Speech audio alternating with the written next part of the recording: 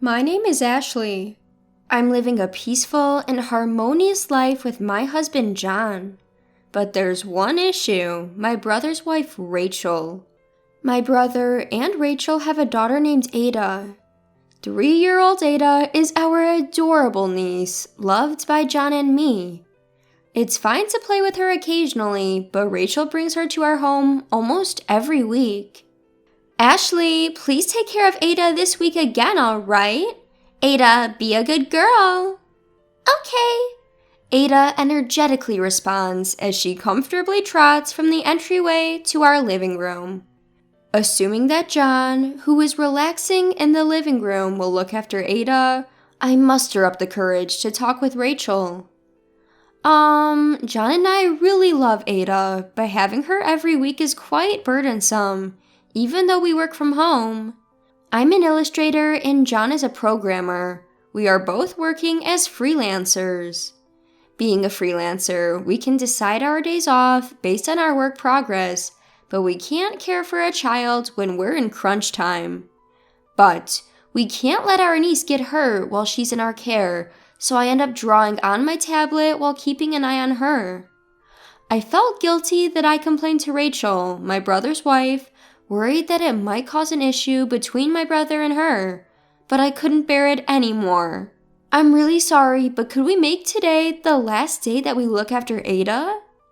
Her face turns to anger as I ask her humbly. It was too late to realize that I had made a mistake. She raised her eyebrows and snapped at me. You wouldn't understand, Ashley, since you don't have children, but raising children is truly difficult. You have no idea how hard it has been to raise Aita this far. Stop complaining when you don't even have a child. Her words stab my heart like sharp daggers. That's because I'm infertile. John and I love children. We always talked to each other that we wanted to have children when we got married, but we didn't manage to conceive even after getting married. We went to a hospital for consultation and found out that I have a condition that makes it extremely difficult for me to get pregnant. We are currently undergoing fertility treatments, which are physically taxing and costly. Every month, the hopeful anticipation of children brings a lot of emotional stress to John and me. To be blamed for not understanding because I don't have children hits me hard, especially in the middle of all this. Yet, her tirade doesn't stop. Unlike you two, who are always cooped up at home, I'm a sociable person. I have many friends who rely on me. Today, I came to leave Aita with you because I'm going to lend an ear to my friend. You two who are shut-ins and don't contribute to society should appreciate that I'm doing my part for you too. If you get it, take care of Aita properly and quit complaining.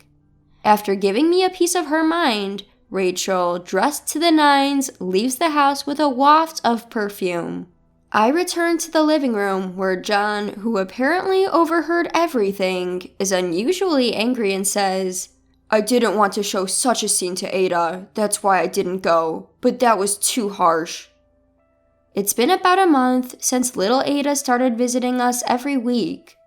I figured it's about time to discuss this with my brother, so I decided to give Chris a call. Hello? Chris? Ah, Ashley, what's up? It's been a while. You doing okay? I'd been wondering what Chris was doing leaving Aita with us. He seems like his usual self on the phone, but I was irritable from a recent argument with Rachel. So I said with a tone of annoyance, Hey bro. Sure, Aita is a sweetheart, but it's a burden if you leave her with us every week. John and I are freelancers, but we've got deadlines to meet, you know. A little consideration would be nice. Huh? Aita, she's sleeping right now. What? He said that Aita was sleeping at home. I didn't understand, and I was confused when he sent me a photo of her sleeping. This was not the Aita I knew. I sent him a photo of Aita playing with John, to which he responded, Who's that girl? The last time I met Aita with Chris, she was still a baby who couldn't even walk. It occurred to me that the child left with us every week, posing as Aita, might not be her. But then, why would Rachel bring her over? Chris and I were puzzled. Then John, who had been listening to our conversation, hesitantly called Chris's name. Chris, I'm sorry if I'm wrong, and I know it's incredibly rude, but hasn't Rachel been acting strange lately? John and I had talked about it often. Rachel did seem different. After her parents passed away due to illness, we stopped having family gatherings. The last time I saw Rachel a few years ago, she was indeed attractive, but wore more modest clothes. Recently, however, she's been wearing bright colors like red and blue and sporting flashy accessories. Chris seemed to have noticed this too, as he responded with a somewhat dejected, "Yeah, perhaps." Sighing, Chris said, "I might have an idea about what's going on. I'll call you back later," and hung up. Though we felt bad for him, John and I couldn't help suspecting Rachel might be cheating on him. There's nothing we could do about her potential infidelity except leave it to Chris. What John and I can do is try to find out who this cheerful girl playing house in front of us is. Ada, you're 3 years old, right? Can you tell us your name? We had always believed she was our niece, so we never thought to confirm her name. But if she is an Ada, we need to find out her name. With a pounding heart, I asked the girl, who responded with a smile. I'm Ada Johnson. I'm 3 years old. After John and I exchanged a glance and paused for a moment, we showered little Ada with praise, saying, You said that so well. We acted as usual so Ada wouldn't notice our uneasy feelings. I had never heard of a family name like Johnson before. We didn't know where this child was from or who she was, but it was clear that little Ada was not to blame for any of this. Thinking it might help my brother, who said he might have some ideas about the situation, I messaged him on WhatsApp telling him that the girl here was Ada Johnson. His only response was, "Got it, thanks." Then, afternoon, my brother arrived at our home with a certain individual. "Sorry to trouble you, but there is something I want to talk about when Rachel comes to pick up Ada. So can we wait here?" He asked, and I gladly agreed, because I didn't feel like forgiving Rachel, who had betrayed my brother. As the evening passed and night came, Rachel arrived at our house, staggering drunk. I'm home! Ada, I came to pick you up. Unaware of the storm that was about to break, I greeted the nonchalantly returning Rachel with a plastered smile. Welcome home, Rachel. You seem really drunk. How about a glass of water? That would be nice. Is this your way of apologizing for the nonsense you said this morning? When the cheery Rachel entered the living room, Ada was happily playing on a woman's lap.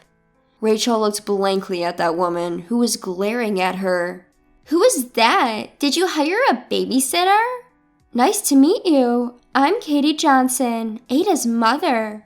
What?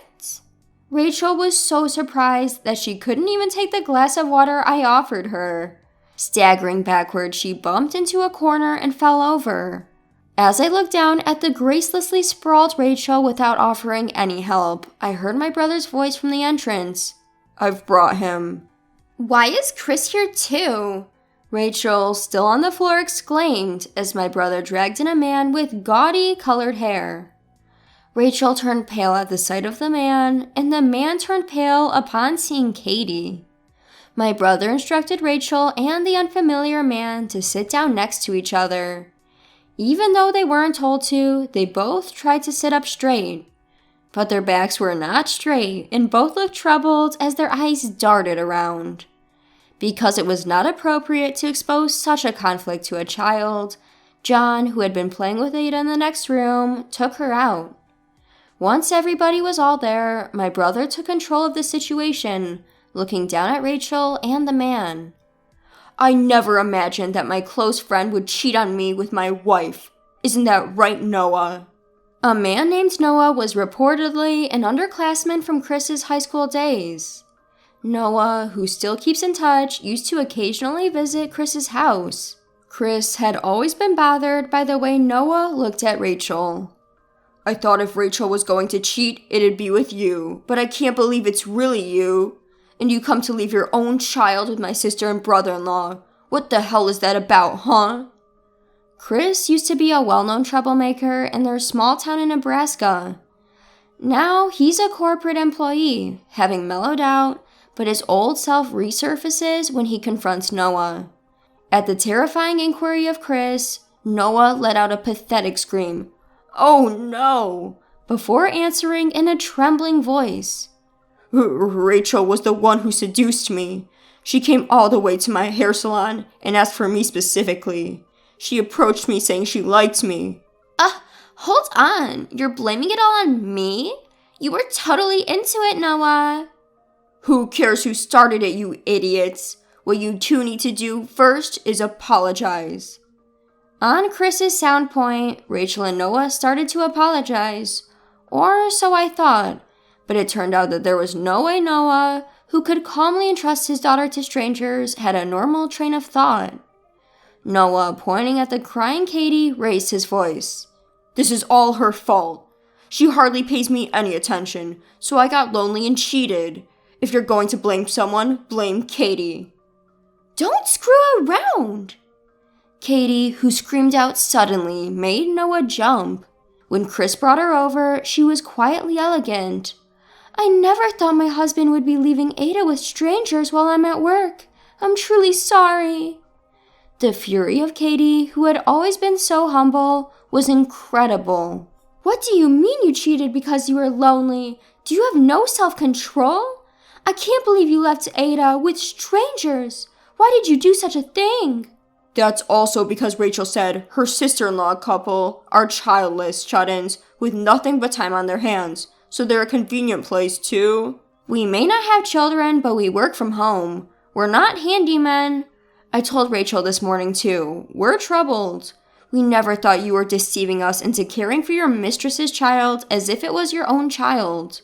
But there's nothing wrong with that, right? It might be inevitable that I'm blamed for cheating, but I just taught a childless couple what it's like to have children. What? The voice that slipped out, quite deep like Chris's. And I looked down at Rachel, who was similar to her lover, let out a pathetic, "Oh no," and yelled. It is not your business. We've been trying to have children. You knew about that too, didn't you? It's been infuriating to have you make snide remarks like that, but I put up with it because you're Chris's wife. Not anymore. Let me tell you, you're incredibly rude. You bring a stranger's child to our house without asking, and you come with your overly dramatic makeup that doesn't match your age. Your perfume is too strong.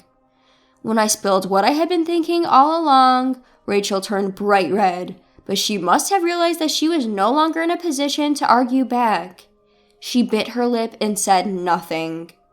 After that, Rachel and Noah were thoroughly scolded by Chris and Katie. Naturally, both couples ended up getting divorced, and they had to pay hefty educational expenses. Chris spread the word to his friends in Nebraska about Noah cheating with Rachel, and the rumor reached Noah's local hair salon. Noah, who had become the talk of the town, ended up getting fired. Rachel, who had been a housewife, was trying to find a job, but she had no work experience since she became a housewife right after graduating from college. As expected, her job search has been tough. Because her parents found out about her cheating, she was disowned and is now eking out a living through the odd jobs she manages to find. Both Rachel and Noah lost their jobs and families due to their infidelity and found themselves in a pitiful state. As for me, surprisingly, fertility treatments worked out. I'm pregnant, and guess what? We're expecting twins. John and I shed tears of joy and are now eagerly waiting for our babies to be born. We still keep in touch with Aita and Katie, with whom we formed an unusual bond. Aita and our niece Aita seem to get along well and often play happily together. They even touched my belly, telling the babies, "Let's play together once you're born," which was beyond adorable. Though my brother Chris and Katie were betrayed by their partners, they have resolved to raise their children as single parents. For them, John and I would not hesitate to help with raising the children. The four of us, John, Chris, Katie, and me, made a promise to cooperate in raising our niece Ada's and the twins about to be born. That's how we formed a strong bond.